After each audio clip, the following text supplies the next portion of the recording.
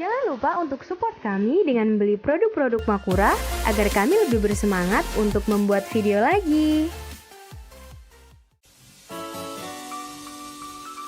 Halo, kami dari Makura Corporation akan menjelaskan tentang mengelola perdagangan eceran, grosir, dan logistik.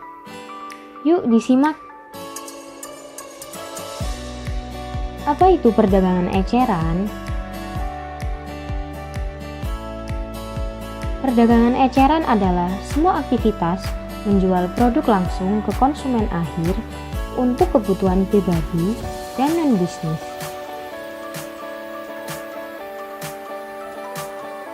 Pengecer itu sendiri memiliki banyak jenisnya seperti swalayan, toko konvensional, dan masih banyak lagi. Beberapa contoh toko konvensional yang ada di Indonesia adalah Indomaret dan Alfamart. Kategori usaha eceranan toko seperti penjualan langsung, pemasaran langsung, mesin otomatis, dan layanan pembelian. Penjualan langsung dapat berupa wiraniaga mendatangi konsumen. Salah satu perusahaan yang melakukan sistem penjualan ini adalah perusahaan kosmetik Oriflame. Lalu bentuk pemasaran langsung dapat berupa dealer motor yang biasanya melakukan penawaran dengan membagikan brosur atau price list dari produk-produk mereka. Sedangkan mesin otomatis dapat berupa vending machine yang biasanya menjual makanan dan minuman ringan. Beberapa hal yang harus dipersiapkan oleh pengecer antara lain rencana pemasaran, pilihan produk, pengadaan barang, layanan toko, harga, promosi, serta tempat. Lalu dengan adanya pertumbuhan kombinasi lingkungan eceran, tak jarang pengecer memiliki brand atau label mereka sendiri untuk bersaing dengan pesaingnya.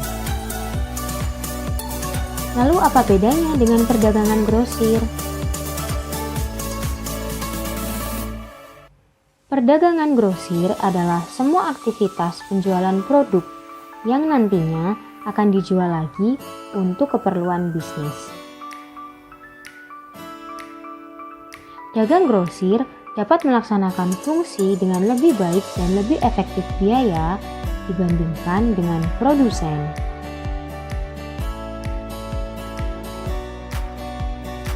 Fungsi-fungsi ini meliputi yakni sebagai produsen, penjualan dan promosi, fungsi pemecahan, gudang, transportasi, penanggungan resiko, menyebarluaskan informasi serta konsultasi pasar dan manajemen. Beberapa jenis pedagang grosir yakni broker and agent, merchant wholesaler, serta kantor pusat dan kantor cabang. Broker dan agen merupakan distributor perantara yang hanya berfungsi untuk memudahkan transaksi antara penjual dengan pembeli. Salah satu broker di Indonesia adalah City Broker. City Broker merupakan broker Indonesia yang menyediakan program advertiser dan publisher dengan sistem keyword atau kata kunci.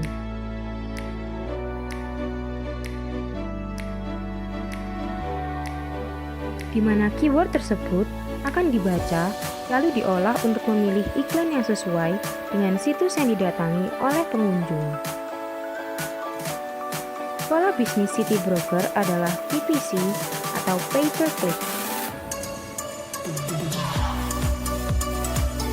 Sedangkan merchant wholesaler adalah perusahaan independen yang memiliki hak kepemilikan atas barang dagangan yang mereka jual.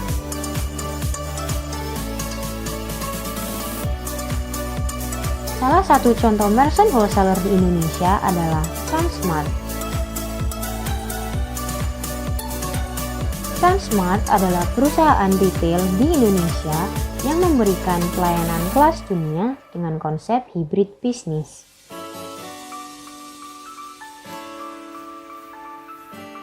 Namun, Tak jarang, produsen juga memilih untuk melakukan fungsi wholesaling sendiri terhadap produk mereka dengan membuka kantor pusat dan kantor cabang.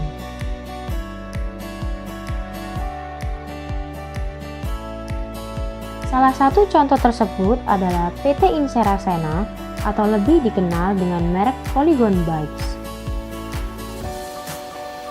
Polygon Bikes merupakan perusahaan sepeda Indonesia yang menawarkan rangkaian sepeda berkualitas dengan teknologi terdepan.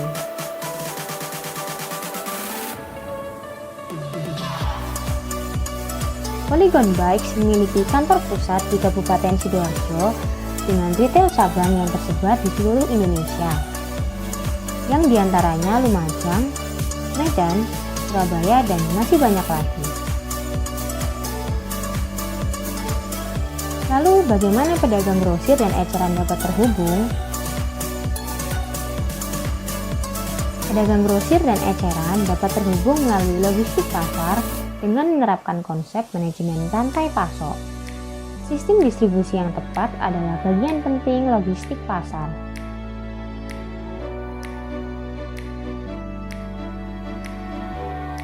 Empat langkah perencanaan logistik pasar yakni memutuskan masalah nilai perusahaan, lalu memutuskan rancangan saluran terbaik, kemudian mengembangkan keunggulan operasi dalam penjualan, pergudangan, transportasi, dan bahan, serta mengimplementasikan jalan keluar dengan informasi terbaik.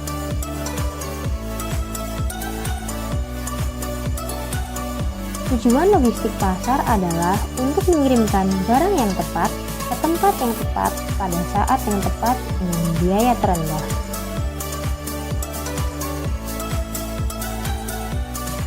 Keputusan logistik pasar yakni bagaimana pesanan ditangani, di mana persediaan ditempatkan, berapa banyak persediaan disimpan, serta bagaimana barang dikirimkan.